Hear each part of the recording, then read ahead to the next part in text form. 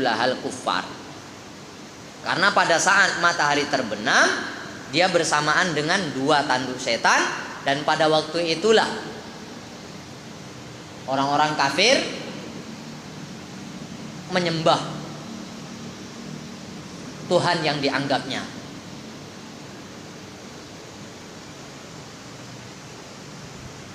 Jadi ini alasan mengapa kok Nabi Sallallahu Alaihi Wasallam melarang umatnya melaksanakan sholat pada waktu itu, ketika matahari terbit sampai sempurna terbitnya, ketika matahari pas di atas, ketika dia menyinari sesuatu tanpa memiliki bayangan, kemudian pada saat matahari akan terbenam sampai sempurna terbenamnya. Alasannya pertama sekali, kalau pagi-pagi itu ini waktu orang-orang kafir menyembah Tuhannya. Kemudian pada saat matahari pas tegak di atas, ini neraka jahanam sedang dinyalakan. Kalau pada saat matahari terbenam juga seperti itu, waktu orang-orang kafir beribadah dan dia terbenamnya bersama dengan dua tanduk setan. Jadi inilah alasannya mengapa kok Nabi melarang umatnya tidak melaksanakan sholat ketika waktu itu. Di dalam riwayat yang lain diterangkan lagi,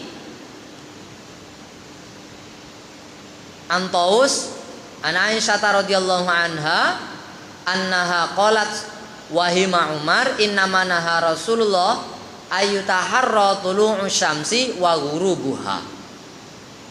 Kata Ibunda Aisyah radhiyallahu anha, Umar sedikit keliru dalam memahami larangan Nabi, jangan kamu sholat setelah kamu melaksanakan sholat asar, dan jangan kamu sholat setelah kamu melaksanakan sholat subuh sampai terbit matahari.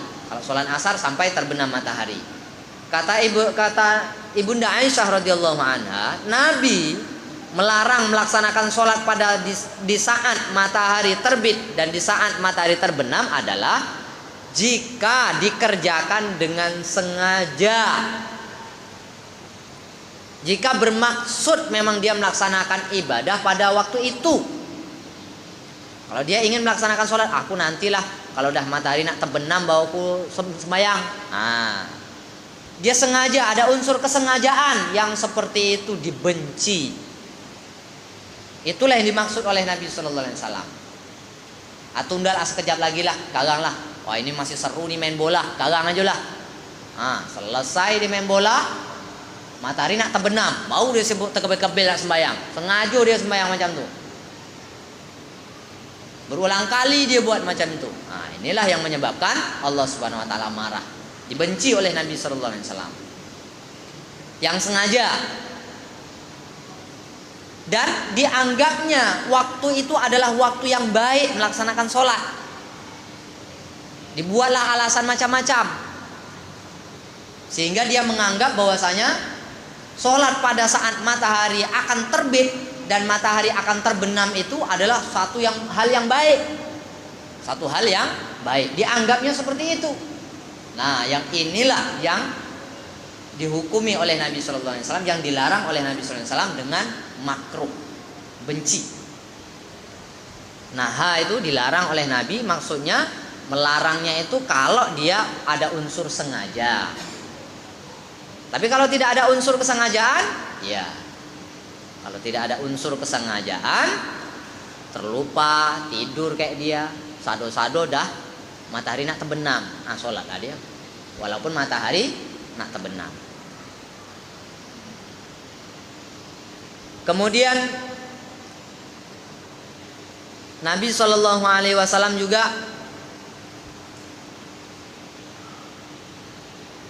telah memberitahu an Abi Hurairah radhiyallahu anhu anna Nabi Shallallahu Alaihi Wasallam qala man adraka minas subhi raka'atan qabla an tatlu'a syamsu faqad adraka subha wa man adraka minal asri raka'atan qabla an taghruba syamsu faqad adraka al asra. Wa qala Abu Isa hadis Abi Hurairah hadis hasan sahih wa bihi yaqulu ashabuna wasyafi'i wa Ahmadu wa Ishaqu wa ma'na hadzal hadis indahum li sahibil udri mithlur rajulil ladzi yanamu 'anis sholati aw yansaha fayastayqizu wa yadhkuru 'inda tulu'i syamsi wa 'inda ghurubiha. Kata Nabi sallallahu alaihi wasallam, barang siapa mendapatkan 1 rakaat sholat subuh sebelum terbitnya matahari, maka dia telah mendapatkan sholat pada waktunya. Jadi kalau dia sholat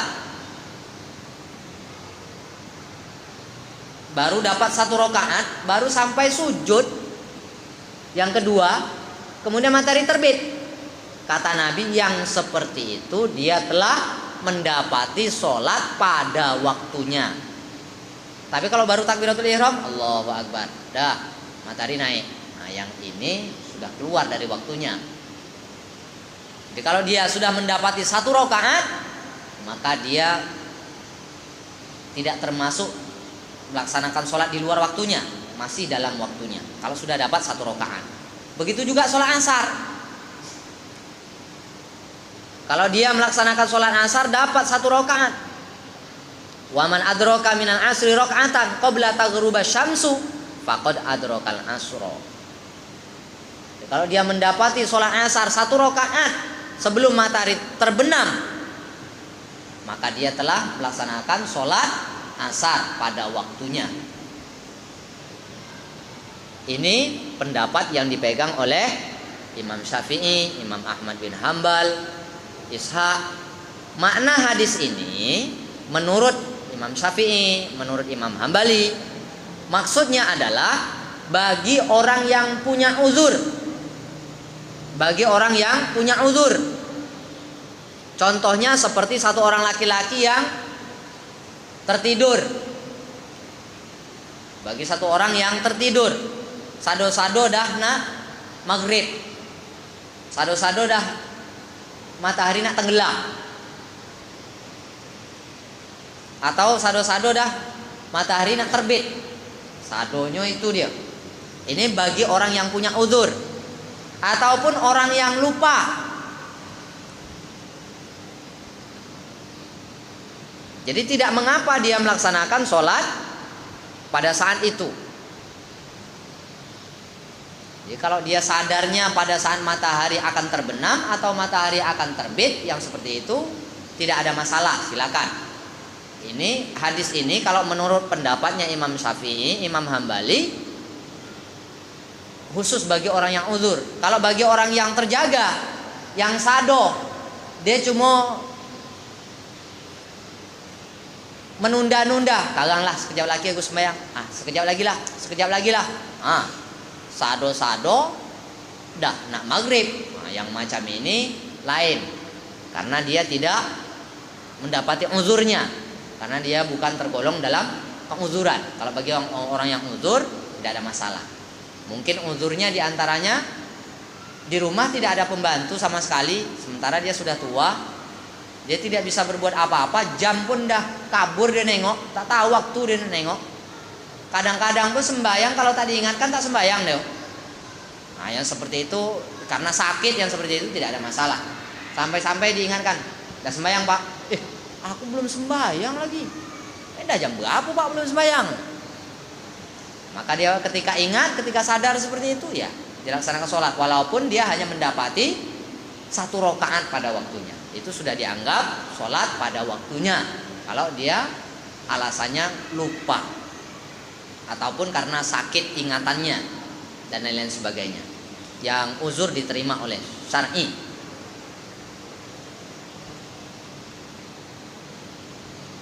Kemudian setelah habis waktunya, sholat itu dilanjutkan seperti biasa. Jangan pula 1 rakaat saja dia sembahyang, tidak. Nanti dipahami cuma 1 rakaat aja karena waktunya sudah habis, terus 1 rakaat salam, tidak.